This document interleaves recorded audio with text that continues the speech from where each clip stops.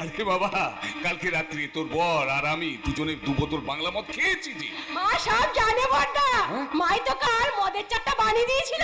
ও চারটি মাল বলে আমার দিকে কারো খেয়াল নেই, সুদে ব্যবসা করি বলে ও চারটে মাল মনে করে আমাকে কেউ পাত্তা দেয় না। কে বলেছে পাত্তা দেয় না শ্বশুর বাবা? কে বলেছে পাত্তা দেয় না? কেউ আপনাকে পাত্তা না দিলেও আমি তো আপনাকে পাত্তা দিই, আর সেই জন্যই তো ঘুম থেকে উঠে সোজা আপনাকে প্রণাম করতে চলে এলাম।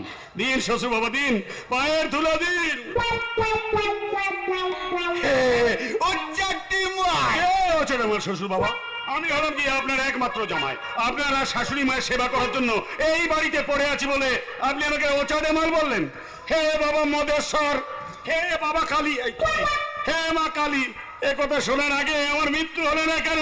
মালাইশান মালাইশান, ও কথা বলতে নেই বাবা, ও কথা বলতে নেই। তুমি মরবে কেন বাবা?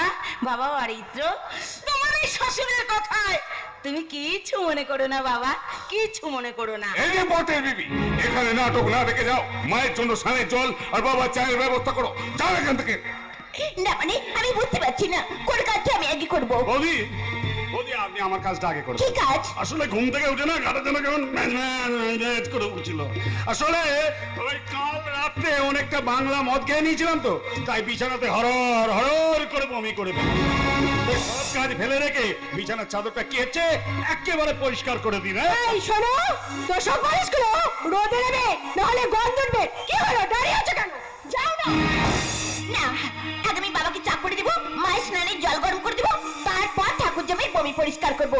কারণ আগে বমি পরিষ্কার করলে তো আবার আমাকে স্নান করতে হবে। কি এই অরিত্রমালকে অপমান?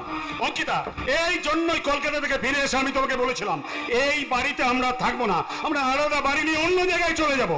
সর্বদা তুই তোর বউকে নিয়ে মাথায়